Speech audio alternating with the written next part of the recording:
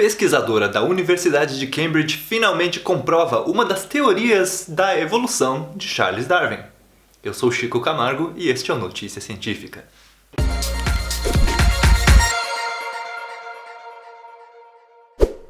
É isso mesmo que você ouviu. Mais de 150 anos depois da publicação de Origem das Espécies pelo Charles Darwin, uma cientista da Universidade de Cambridge acaba de comprovar uma das teorias expostas nesse livro. Mas peraí, deixa eu explicar direito. Primeiramente, tem um motivo para eu estar falando uma das teorias.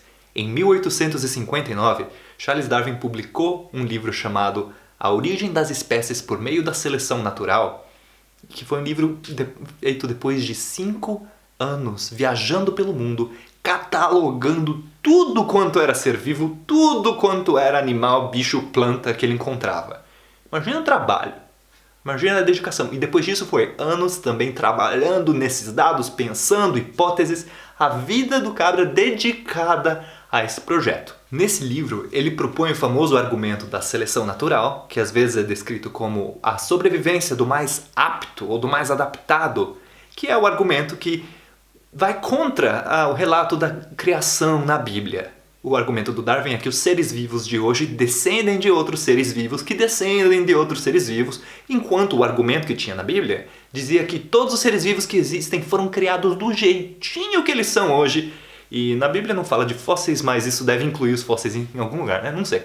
Isso causou um rebuliço enorme na época, porque, falou que o homem não foi criado à imagem de Deus, não foi uma coisa assim única, que o homem está ligado aos outros animais do reino animal e tal. E ainda hoje tem gente que não gosta desse argumento. O que a gente chama de criacionismo hoje tem uma versão repaginada, que é o design inteligente, que tem até professor que fala que isso realmente é uma teoria alternativa à evolução, quando na verdade assim, a gente tem agora já 150 e tantos anos de evidência e atrás de evidência que a gente está relacionado a outros animais do reino animal e tal. Mas ainda assim, tem gente que discorda, tem gente que acha que, sei lá, é só uma questão de opinião. Enfim, esse vídeo não é sobre isso. Assim, pessoalmente, eu acho que o cara tem que ter uma autoestima gigantesca para achar que 150, 160 anos de pessoas estudando o negócio a vida inteira estão errados e quem tá certo é ele. Parece aqueles tiozão de WhatsApp, sabe? O síndico de prédio, não sei o quê, que acha que ele lê um negócio no WhatsApp e por isso que ele que tá certo. Enfim, eu falei que esse vídeo não é sobre isso. Neste vídeo a gente está aqui para falar de uma das teorias que ele propõe dentro do livro A Origem das Espécies que ainda não havia sido provada. Lá no capítulo 3, ele diz que linhagens de animais com mais espécies também deveriam conter mais variedades, nas palavras dele. É uma especulação bem específica. Ele quer dizer que essas variedades dentro de uma espécie, o que a gente chama hoje de subespécie. Linhagens de animais com mais espécies deveriam ter mais subespécies. Mas o que ele quer dizer com isso? Vamos lá. A grosso modo, quando a gente chama algo de espécie, ou melhor, chama dois bichos de espécies diferentes, quer dizer que eles não conseguem cruzar entre si e produzir um bicho que também é fértil, que também pode ter filhos. Pensa num cavalo e num jumento, ou numa égua e um jumento, sei lá. Quando você cruza os dois, nasce uma mula. E a mula via de regra, não é fértil, ela não pode produzir outras mulinhas e coisa assim. A mula, ela é estéril. Por isso, essa é a linha que a gente traça, e é uma linha definida, não é algo que assim a natureza falou, vamos definir espécie. Espécie é uma maneira da gente entender como que tem tantos animais diferentes. E a linha que a gente traça dá pra cruzar? Tá na mesma espécie. Não dá pra cruzar? Não nasce um bicho que funciona direitinho? Então não é a mesma espécie. Acabou. Por isso que, por exemplo, cachorro com gato, se cruzar, não sai um cagato. Não sai nada. Cavalo com jumento, sai um bicho, mas que também não consegue ter mais prole, ter mais filho. Agora, duas raças de cachorro, pode ser um pouco difícil cruzar um pitbull com um pincher, mas sai coisa, sai bicho. Então, de acordo com essa definição, eles estão na mesma espécie. Agora, quando uma espécie tem, digamos, subgrupos que moram em lugares diferentes, sabe? Um vive nas florestas do norte, o outro nos desertos do sul, mas em tese eles poderiam se reproduzir, só não se reproduzem porque um mora num canto, outro no outro, e eles chegam a ser diferentes em um pouco de forma, um pouco de comportamento, essas coisas podem ser descritas como subespécies. Não é que nem, por exemplo, raça de cachorro, porque todo mundo aí já viu um vira-lata, o clássico vira-lata amarelo, que é o símbolo do Brasil. Ele, vira-lata caramelo, vai. Ele é um bicho que não dá pra identificar de qual raça é, e se cruzar 2 gerações de cachorro já mistura tudo. Isso é porque as diferenças genéticas entre uma raça de cachorro e outra estão muito na superfície e são diferenças pequenas que, se misturar um pouquinho, já se perdem, já fica tudo misturado. O ser humano, ele também é assim. Em poucas gerações já mistura tudo, quem é pessoa descendente de uma coisa, descendente de outra. As nossas diferenças, claro, são visíveis. Uma pessoa tem o cabelo de um jeito, a outra tem um olho de outro, mas elas são muito pequenas comparadas com as diferenças entre raças de cachorro e muito menores ainda comparadas com as diferenças entre subespécies.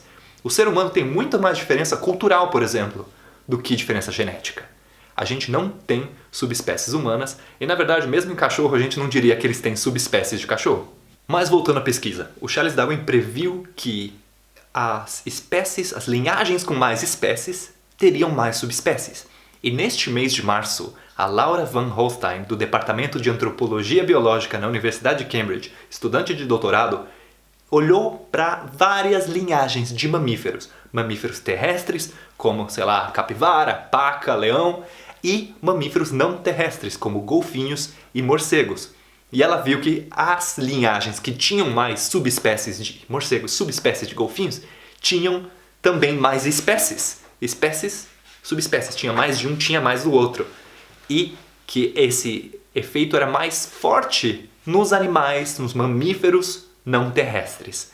Que quando você tinha mais espécies, aí com certeza, mais frequentemente, tinha muito mais subespécies. Era um efeito estatisticamente mais claro. Enquanto para mamíferos terrestres, assim, tinha, mas não era sempre.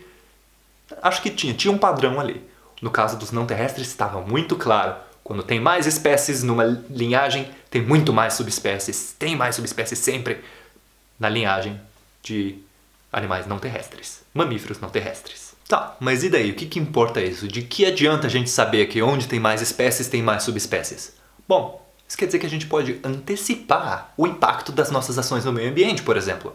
A gente sabe que qualquer coisa que for interromper o habitat natural de um bicho terrestre vai ter um impacto bastante grande nas subespécies e que vai ter, mais subespécies desaparecendo se tiver mais espécies desaparecendo. E que esse impacto vai ser ainda maior se for um impacto em mamíferos marinhos, em mamíferos de rio, em mamíferos voadores como o morcego. Isso ajuda a gente a pensar em impacto de coisas como desmatamento, como queimada e mesmo de coisas como poluição em rios e em mares. É importante a gente se ligar nisso, que o impacto da gente no meio ambiente, o impacto de algo como desmatamento, ele não é só imediato, não é árvore caiu, acabou. Não, é um impacto muito mais prolongado, com efeitos para o futuro também. Quando uma espécie desaparece, quer dizer que qualquer dinâmica de ecologia ali que estava tendo, essa espécie que interage com a outra, isso também não vai ter e pode causar subespécies que vão desaparecer, pode no final das contas causar toda uma migração, enfim, vários efeitos e subefeitos, que é importante a gente entender. Mas é isso. A ciência, ela nunca é um edifício terminado, é sempre legal a gente ver quando alguém coloca mais um tijolinho ali. E o tijolinho de hoje é esse, que quando tem mais espécies, tem mais subespécies. A diversidade é um leque enorme. É isso. Valeu? Aquele abraço e a gente se vê no próximo Notícia Científica.